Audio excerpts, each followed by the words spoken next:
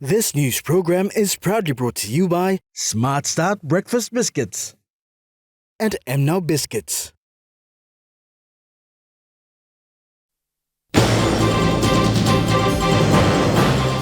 Parliamentary leaders of Southern Highlands meet.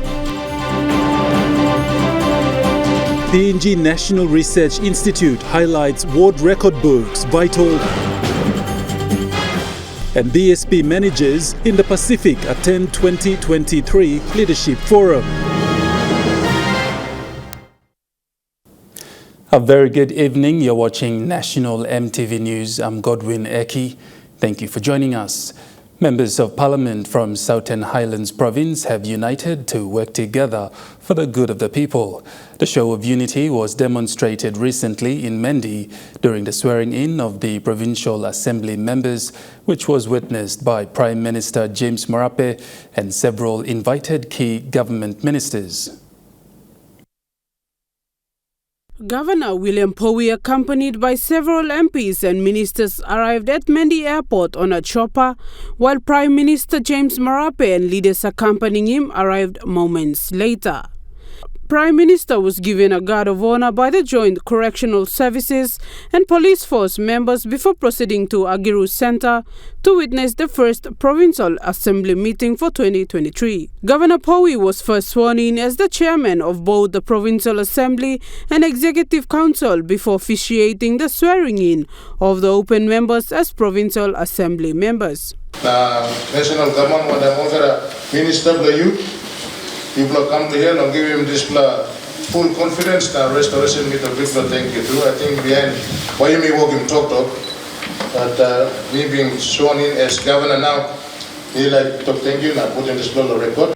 A great relief to the people of Southern Highlands Province was the first-time attendance by former Prime Minister and Yalibu Pangia MP Peter O'Neill, despite non-attendance for the last couple of years. The main point highlighted by each MP who was sworn in and allowed to speak was the need to have honest and transparent leadership for the people of Southern Highlands Province and rest of the country under the rule of law. A provincial budget of 567 million kina was approved. Meanwhile, Prime Minister James Marape, who was given the privilege under standing orders to address the Provincial Assembly, stressed for the respect of the rule of law. We can give support to you, but money can put on top. Now you know put on good law and administration, where the rule of law. And this money don't have good. And I appeal for us to come back to the basic fundamental foundation. The people of Southern Highlands and the rest of the country have been assured that the political leaders of Southern Highlands, Hela and Enga, still have them at heart and have set aside differences for the good of everyone. Samantha Solomon, National EMTV News. In a recent seminar about population statistics and society at the Papua New Guinea Research Institute, Director Dr. Osborne Sanida highlighted that ward record books can be used as a base document to collect data in order to come up with the country's population. Assistant Director for LLG Support under the Department of Provincial and Local Level Government Affairs, Rowan Nimp, highlighted how the ward record book works. The elected member, the ward councillor, is the first responsibility is for him to make sure that that book is kept safe and the recorder is capturing the required information in there. Every beds are recorded, all the deaths are recorded. Any resource patients that are living within that particular ward are recorded in there. He says there are ward recorders that are in the villages that collect the names of the people. Out of the 22 provinces in the country, only 9 of them are practicing these in collaboration with the DPLGA. And of the 89 districts in the country, only 9 districts have these ward record books in the villages. NIM says 7 provinces have approached the DPLGA office to have these record books in their provinces this year. This year we plan to continue to roll out the ward record book in these provinces. These are the provinces which have shown written to the department and asked for the system to be established. But we will cover all the other provinces as well. Director for PNG NRI, Dr. Osborne Sanida, says World Record Book is a base document on anything to do with population. From my perspective, I believe that should be the base document that anything about population should be based on, because that's where that is a baseline. If we get the information right at the world level, any level above is simply a summation of the information from the world level. So we need to make the World Record Book work. He says there should be qualified people on ground to do the work of a world recorder. The government has given a lot of money to subnational through DSIP and PSIP. I believe that a very good use of DSIP or PSIP money is to put money into making the World Record Book work, because based on the information we see that not all provinces have that, and resource constraints. So, and perhaps the same people can collect data and share it with the other institutions. So I noted that they employ people at minimum grade 10, but in my view, we need to have perhaps employ someone with research and statistical background, pay them very well and let them stay at the world level and collect data. Only one province in the country has been practicing this since 1975, and that is Milne Bay Province. Samantha Solomon, National EMTV News. A total of 200 BSP managers, including 42 branch managers, travelled in from other Pacific countries, had their 2023 Leadership Forum today at Lamana Hotel in Port Moresby. This forum aims at sharing ideas, discussing the challenges that BSP is facing, and identifying the ways in which they can collectively work as a team to come up with solutions as they progress into the future. This is a 2-day annual managers conference which commenced today and will end tomorrow. In the opening remarks, the acting group CEO, Ronesh Dayal, highlighted the challenges and achievements in year 2022. It was a year when everyone welcomed. With BSP's vision to be the leading financial service provider in their chosen markets, helping customers, staff, shareholders and communities prosper, BSP has achieved a lot despite the setbacks in 2022. Among many achievements, he also mentioned that BSP Financial Group Limited has been recognized by the PNG Human Resources Institute and awarded one of the best performing private sector organizations with best practices in its human resources and information system. Basically, challenges such as these caused by natural disasters or civil unrest, political unrest, these are not new to us. This is what we deal with on an ongoing basis. And basically, that if anything, these challenges only highlight BSP's achievements in our quest to be the leading financial services provider in our chosen markets. A major challenge for BSP, as is the case with many banks across the world, is compliance with AML and CDF regulations. The acting CEO Dayal encouraged everyone in the forum to remember the core values of BSP, that is integrity, quality, professionalism, leadership and teamwork. Therefore, it's only fitting that the theme for the Leadership Forum this year is Transition and the Future. Over the next 2 days, our presenters and facilitators aim to take you on a journey of transition from where we are now to the new world of FlexCube under new leadership. The 2023 BSP Leadership Forum saw branch managers in PNG and around the Pacific attending the meeting this morning. In light of the forum, BSP introduced its new group CEO, Mark Robinson, who will commence his duties in March this year. This really shows 4 or 5 different banks. We're not going to tell you which bank. Esther Gane, National EMTV News. Meanwhile, the new BSP Group CEO, Mark Robinson, stated his reasons as to why he chose to become the Group CEO when interviewed by BSP's Deputy General Manager for Retail, Sales and Customer Service Delivery, Peter Common, today.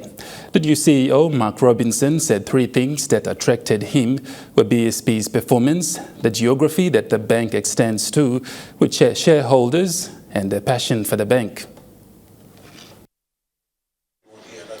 The new BSP Group CEO said he will spend more time with the staff to understand the functions of BSP. This will take some time to get to spend more time with all of you, understand the business, and as I do, I'll start to form opinions, just based on my experience, where there may be opportunities to do things, to do more of the same, or do things differently, or do something different as well. He, however, stated that the fundamentals of the bank are exceptional, and he believes that the role that he will play is more on how to accomplish the missions and values of BSP. He said BSP has some very interesting shareholders and a large bank with a very serious network of operations in which he is more interested in. Where you've got a very large embedded bank with a very serious network of operations across a broad region. And the performance of that institution is at world-class levels. The performance of the bank, the geography that this bank extends over, and the fact that you're operating in some incredibly interesting marketplaces. In terms of the expanse, obviously, it's probably second to none in the world, just in terms of just the... and I also really picked up that there's a deep appreciation they have for their colleagues on the board, their fellow directors, and the fact that they all bring sort of unique skill set and experience to the board. And I thought, well, I could learn a lot from this board, and I would enjoy working with them. And that really, that was a big thing for me. He encouraged the managers in the forum to keep doing what they are doing, stay focused, and be committed to their duties. Esther Gane, National EMTV News. Consumer watchdog, the Independent Consumer Competition Commission, or ICCC, highlighted that consumers are expected to see some decrease in domestic prices towards the middle of this year. This is following some projections for inflation in PNG from various key sources and also through a report through the Food and Agriculture Organization Food Price Index. The ICCC also indicated that it is possible that the traders in PNG are still taking advantage of certain situations and are maintaining and increasing prices unreasonably. In a statement released by the Office of the ICCC highlighting that the domestic prices should decrease towards the middle of this year and beyond, adding that PNG is past the post-pandemic effects and the Russia-Ukraine war is expected to slow down, which will definitely restore confidence in international trade. Even though international food prices were decreasing in 2022 as reported by the FAO, the ICCC has indicated that it is possible that traders in PNG are still taking advantage of the pandemic and Ukraine war situation and still maintaining and increasing prices unreasonably. This was also shared by the FAO as one of the reasons as to why domestic prices are still high. The National Statistics Office of PNG have reported that prices of goods and services have greatly increased, impacting the lives of the ordinary citizens with these high inflation rates over the past 2 years. The ICCC also pointed out that the general prices in PNG are expected to decrease based on the projections from inflation from various sources, including the Bank of PNG projected slowdown in inflation rate from 5% in 2022 to 4% in 2023. The Ministry of Treasury forecasted a decrease in inflation as per the 2023 budget from 6.6% in 2022 to 5.7% in 2023. The International Monetary Fund projected a decrease in inflation from 6.4% in 2022 to 5.4% in 2023. And the Asian Development Bank projected a decrease in inflation rate from 6.5% in 2022 to 5.1% in 2023. The ICCC highlighted that to address the issue of inflation, the central bank employs relevant tools and instruments under their mandate to attempt to lessen the inflationary pressure. This measure is taken by other economies, and the likely effects may lead to global recession. To counter the current inflationary pressure, the ICCC recommends looking at what is in our control. Suppliers of transport services such as the shipping and the trucking companies must look at ways to reduce cost, while other relevant government agencies must reduce or remove regulatory charges and fees on key critical commodities that pass through the supply chain. Sharon Engnui, National EMTV News. National EMTV News continues after the break. Stay with us.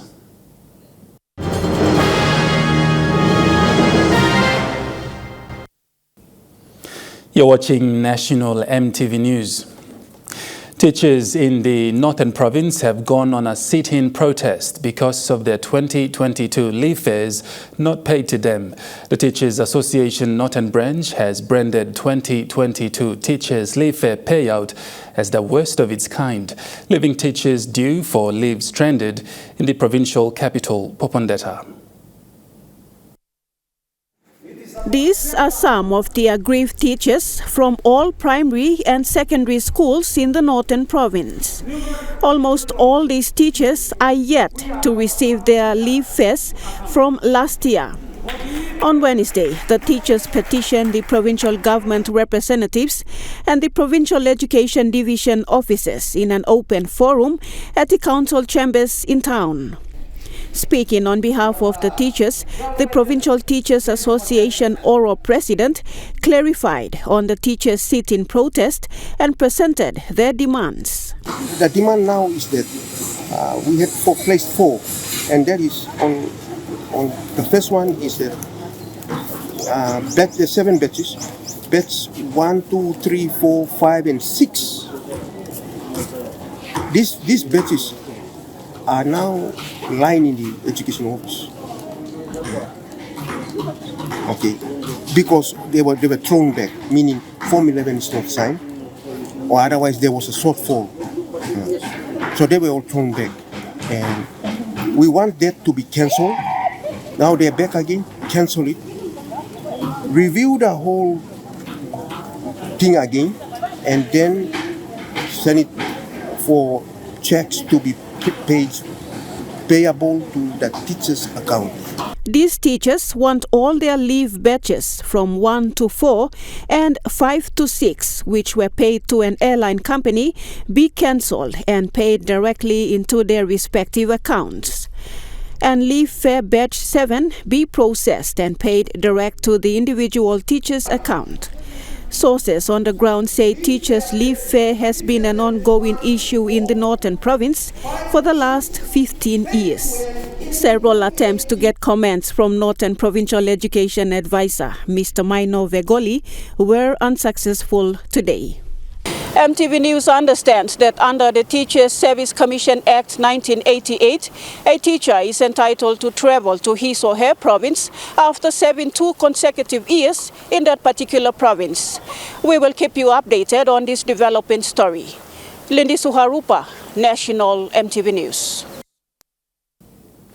Budget has been doubled for the transportation of teachers posted to teach at schools in the Goilala district of Central Province. This was revealed during the teachers' orientation at Boroko Catholic Church recently in Port Moresby. The Organization of Transportation of Teachers posted to teach this academic year in the Goilala district in Central Province is currently underway to use land and air transportation to their respective schools. Catholic Education Secretary for Berina Diocese, Tom Aufa, said the Goilala District Development Authority have been helpful to Berina Diocese in transporting teachers to their respective schools. He said funding is an issue with only assistance from the Goilala DDA under the leadership of the Goilala MP, Casimiro Aya. Now funding has been doubled and made available to accommodate for teachers. of the DDA and District Administrator Titus Girau said Goilala DDA is committed to the teachers in the district, knowing the difficulties faced by them year in, year out. Mr. Girau said the cost of transporting teachers to their respective schools and catering of technical officers stands at a total of 230,000 kina. Sharon Engnui, National EMTV News. Public Service Minister Joe Sungi announced during the Department of Personnel Management staff meeting earlier this week that the department will be travelling to provinces to assist provincial and district administrations and human resources matters. Minister Sungi said that there is need for provinces to enhance their provincial and district office structures and HR issues. In addressing everyone at the department meeting on Tuesday, Minister Sungi said the Department of Personnel Management must be strict in approving provincial and district structures. Minister Sungi explained to the staff to look at the locality and base area and service when approving the structures. Sungi said the reality on provinces and districts is lack of public servants there. He explained that this now calls for a strong district planning in the public service, and DPM officers will start to travel to provinces and districts to ensure there is manpower against the structures. Minister Sungi clarified that health authorities, provincial administrations and police are the main provincial authorities in the provinces and districts, and they need the attention of the DPM to fix their structures. Lindy Suharupa, National EMTV News. The Buka General Hospital in the North Bougainville constituency has witnessed a shortage of medical supplies to treat patients in the last 2 weeks. Patients at the outpatient were sent home because of drug shortage currently experienced there. In recent weeks, patients who go for medical treatment at the Buka General Hospital have been turned away. The hospital, which serves a populace of the whole of North Bougainville constituency, has seen a shortage of medical supplies. On certain days, doctors and nurses on duties were not available to treat patients, especially at the outpatient area. Reliable sources on ground told EMTV News that the Allied Workers Association, which includes specialist doctors, went on strike and have refused to attend to waiting patients. The Autonomous Bougainville Government's Health Secretary, Mr. Clement Totavun, clarified that the issue of medical drugs and supplies is primarily done by the National Health Department in Port Moresby. Mr. Totavun further said that Buka General Hospital staff are under the Department of Personnel Management and not under ABG Health Department. Attempts to speak to the Director of Medical Services at the Buka General Hospital, Dr. Matthias Tovilu, were unsuccessful. Lindy Suharupa, National EMTV News. Over 100 students from the Rumginai Nursing College in the North Flight district of Western Province had their dedication service recently. All students and staff were being reminded to put God first in all things they do before classes commence for this academic year. As the 2023 academic year for all schools in the country commenced on Monday, the 30th of January, students from Rumginai gathered to participate in their dedication service. Reverend Mase Wadia from the Evangelical Church of Papua New Guinea in Western Province officiated at the dedication service. Students have been urged to be faithful in delivering health services in Western Province after completing their studies. The school's principal, Amos Kupaloma, emphasized on the importance of health services. Kupaloma added that our country today needs more health workers to serve the people and encouraged his students to gain their skills and knowledge during their course of studies in Rumginai and go out and serve the people. Over 800 community health workers passed out from Rumginai since its establishment of the CHW training school in the 90s. Samantha Solomon, National EMTV News. National EMTV News continues after the break. Stay with us. –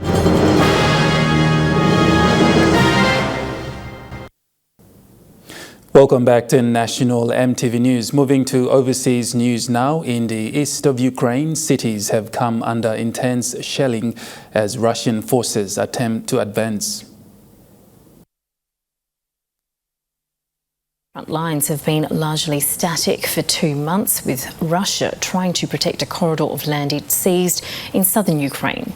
Ukrainian troops remain under constant barrage, yet remain unwilling to surrender their positions. They constantly conduct assaults, trying to capture our positions, because the town is very important to them.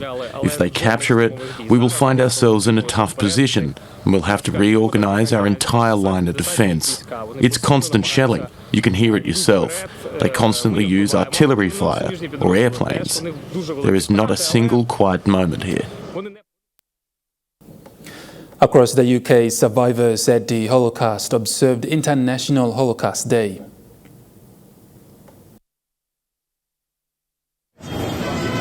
Witnesses to the horrors of the Holocaust were among those who gathered today to light candles in remembrance.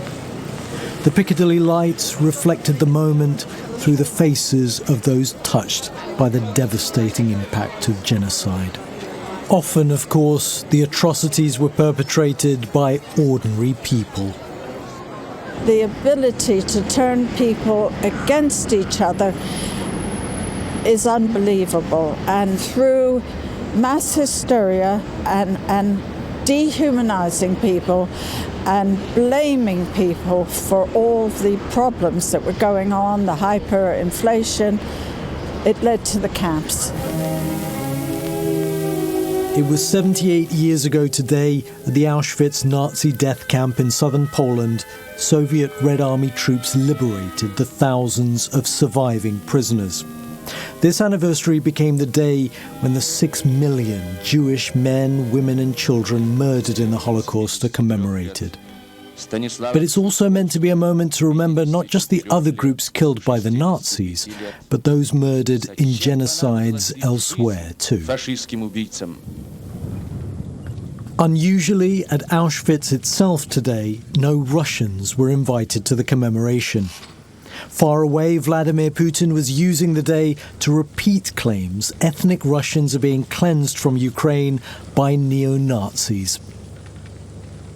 But the director of the Auschwitz Museum likened Russia's aggression in Ukraine to the horrors of the Holocaust. That was my number given in Auschwitz. Lily Ebert still bears her prisoner number, and she worries about the possibility that dark days could return. I hope, for the sake of humanity, that humanity can survive. Will nothing like that happen again to anybody. In Auckland, a state of emergency have been declared as 2 people died and at least 2 others missing due to heavy flooding. Auckland's been hit by heavy rains, landslides and thunderstorms, submerging parts of a highway and destroying some homes. All flights to and from Auckland International Airport have been cancelled until later today due to the flooding inside terminals. National EMTV News continues after the break with Trukai Sports. Stay with us.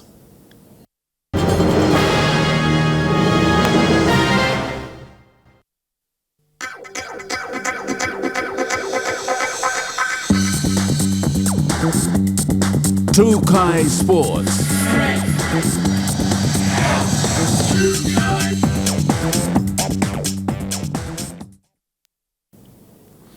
Welcome to Trukai Sports. Since the start of their pre-season training in Port Moresby, the Gulf Eso's rugby league team also had their fair share of training this morning at Ella Beach. Coach Roger Laka said this year the team will have a mixture of players in the squad consisting of former, development and those scouted from within the province. Having players from both the development squad and raw talents scouted from within Gulf Province, Gulf Iso's coach Roger Laka says he is happy with the current train-on squad currently attending their pre-season training in various parts of the city. He said like any other team, pre-season training is what it takes to identify top performers before the final core team is selected to represent the team. Currently we're on our second week of pre-season, so we got a squad of 45, yeah, so mainly young kids coming up. So we promoted 12 of our development players from last year up. So we're not looking too much at getting players from outside, but within our system already, our development system already. So that's a positive. We've got all these young kids coming up, and they are getting used and understanding our system and our process, the team yet. So. He said so far the franchise has taken the stand to make use of its development team despite keeping most of the players from last season and also with the inclusion of a few from other franchises. In terms of outside experience, Kisim Tupla, obviously pivots where we that team, so we are fortunate Loksim Services with Justin Yoka. I know with his experience and his style of football will complement this young our team for this year.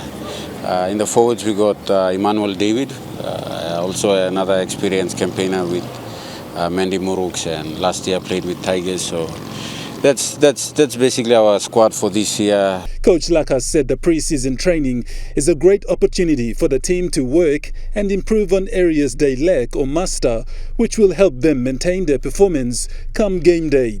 The team is planning to do a final visit to Gulf Province before the 2023 season starts.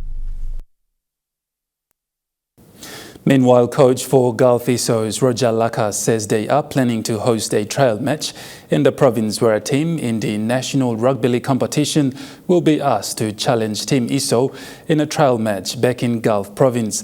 Laka added that once the team is confirmed, the match will be a good lead-up match towards the start of the 2023 PNG NRL season. Planning our first trial at K-Town, Yokea Village. So we got our development side playing against Yokea select side, and also our main players playing against. We're hoping for Vipers if they would agree to come down to K-Town and have a showcase lab. That would be just bringing the game back to the village and showing them that this is what we've been up to for the last 2 weeks.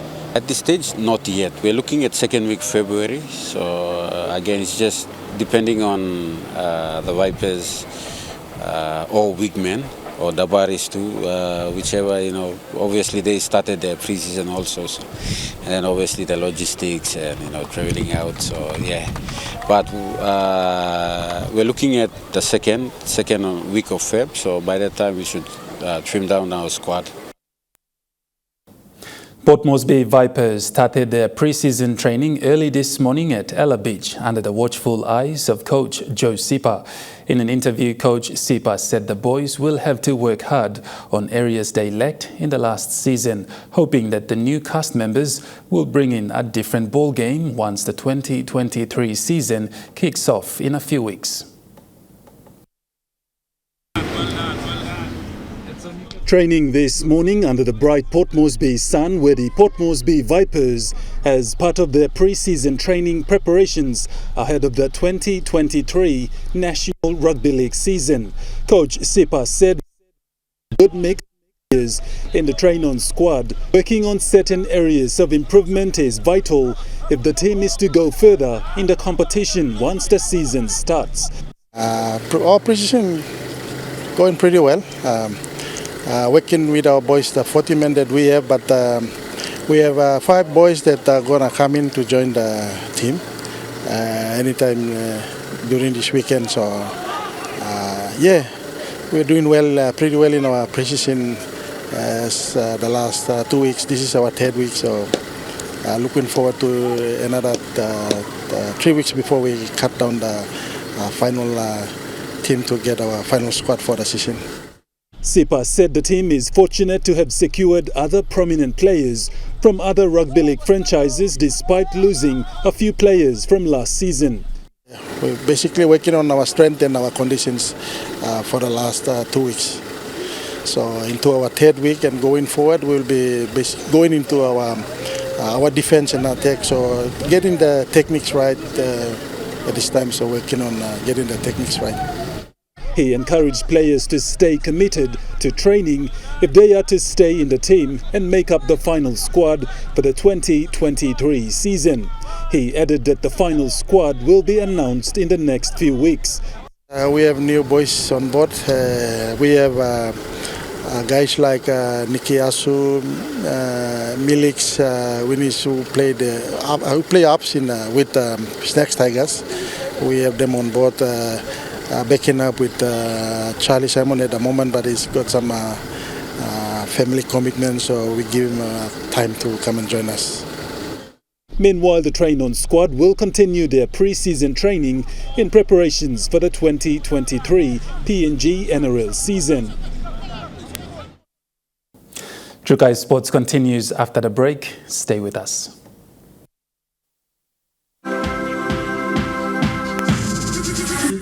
Trukai Sports. You're watching Trukai Sports.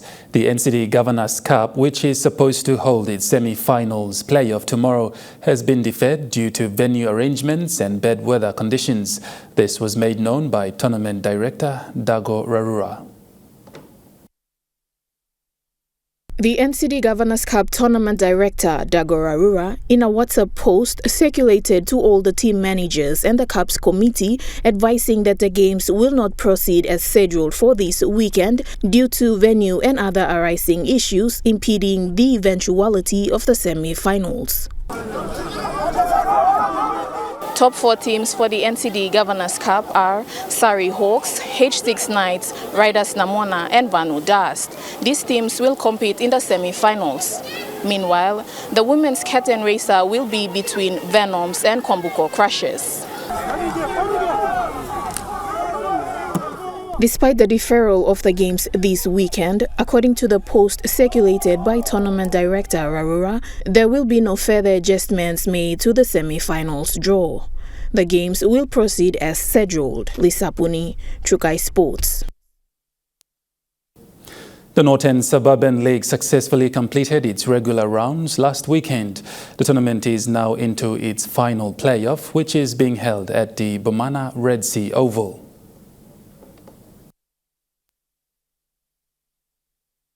The Northern Suburban League, which has played 12 weeks of regular rounds, began its top 8 finals fixtures yesterday at the Bomana Red Sea Oval. The competition witnessed the second draws of the elimination rounds completed today, and the third round will be staged tomorrow at the designated events venue. The finals will run for 3 weeks and will enter the semi-finals. The grand final will be played on the 4th week. This was detailed by competition manager Felix Atusa. One format, 1, 2, 3, 4 got chance. Okay, 5, 6, 7, 8 and do or die. So this play first play day belong top 8 playoffs. Mr. Atusa also presented an overview of the tournament's general progress, beginning with its initial 68 registered clubs leading up to the top 8 final stage. Rugby League of season, we've been running 68 play teams. Because the 68 play teams, we've broken along 4 pools. Pool A, Pool B, Pool C, and Pool D, 16 each. 12, we've going to the top 8.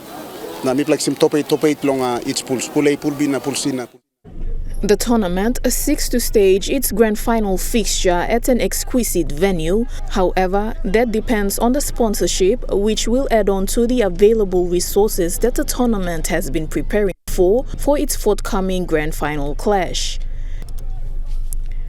Mr. Atusa, in his closing remarks, mentioned that the Northern Suburban League is an ongoing off-season tournament that has produced a lot of raw talents in the past years, and for this year's competition, his team is aiming to offer the same opportunity for raw talents to be scouted into intra-Super Cups and other National Rugby League competitions. Chukai Sports. That ends Chukai Sports. The Money Plus weather report is next. Stay with us. Chukai Sports.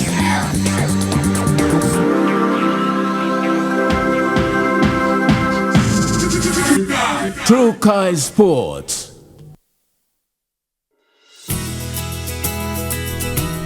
This weather update is proudly brought to you by Money Plus. With you always.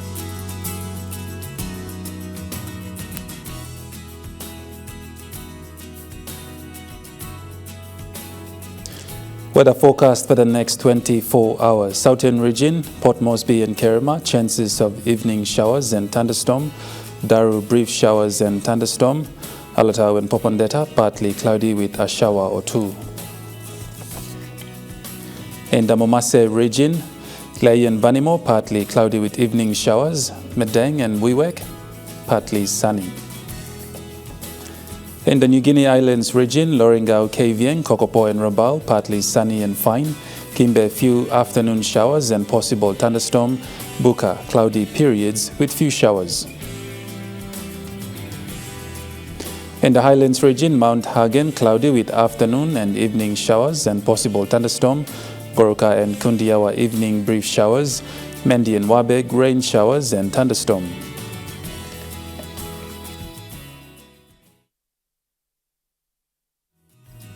The weather update was proudly brought to you by Money Plus. With you always. And that's the sports news and weather for Saturday, the 28th of January 2023. From the entire news team, pleasant viewing. Bye for now.